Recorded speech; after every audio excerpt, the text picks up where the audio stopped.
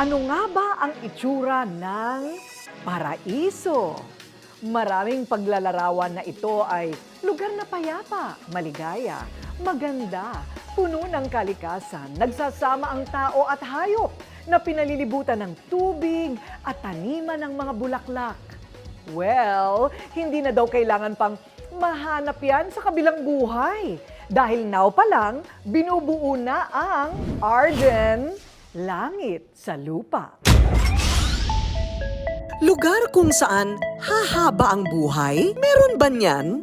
Sa totoo lang, achievement na may tuturing ang pagkakaroon ng long life. Kaya naman daw ma-achieve ito kung tutusin. Nasa tamang lifestyle lang o paraan ng pamumuhay at lugar kung saan tayo titira, nakabase ang posibilidad ng mahaba-habang buhay. Yun nga lang, iilang bahagi lang ng mundo ang biniyayaan daw ng ganitong klasing mga lugar. Kasama na dito ang ilang mga isla sa bansang Italy, Greece, Japan, Costa Rica at ilang bahagi ng Amerika. Pero dito sa Pilipinas, pwede bang magkaroon ng ganyan? Hindi kalayuan sa Metro Manila, may isang komunidad ngayon na dinedevelop ang tawag Arden Botanical Estate sa Tansa, Cavite. Agad mararamdaman dito ang probinsya feels, stress-free at freshness ng paligid. Layunin nito na bigyan ng maayos at malusog na pamumuhay ang mga nakatira dito, lalo na talamak na ang polusyon sa buong bansa. Paano nabuo itong konseptong ito ng Arden Botanical? We visited the place and nakita namin yung charm nung area. There's river, may mga old trees, and we wanted to preserve it.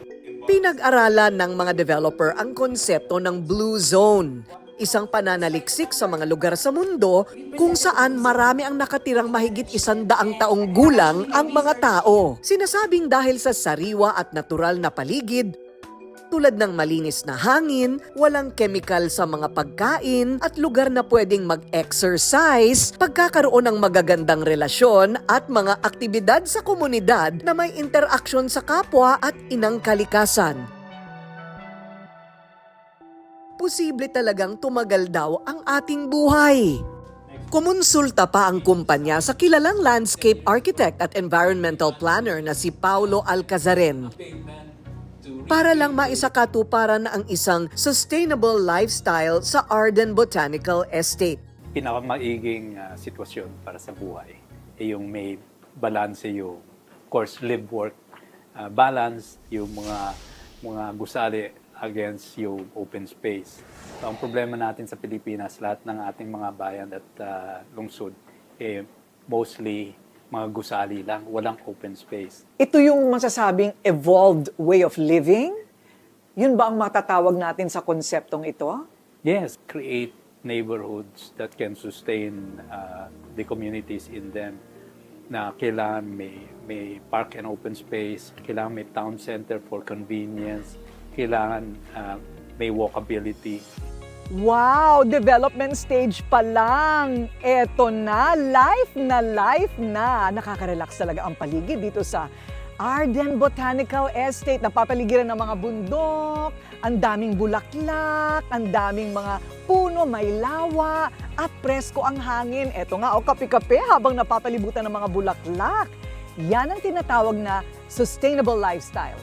At kung mayroon mang paraiso sa lupa, ito na nga siguro yun. Kapag sinabi ko, kailangan, totoo. Walang dagdag, walang bawas, walang kasinungalingan.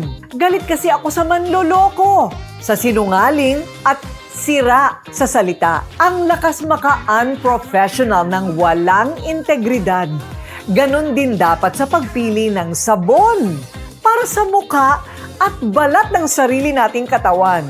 Dapat sigurado, dapat kumpleto, dapat epektibo. Kaya ang payo ko sa inyo, huwag iasa sa mga bolero ang kutis na pinapangarap ninyo.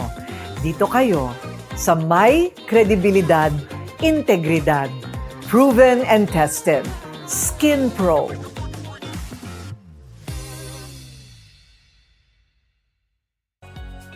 Siniguro naman ng Mega World na hindi masisira ang kalikasan habang itinatayo ang proyekto. Ang mga natural na ilog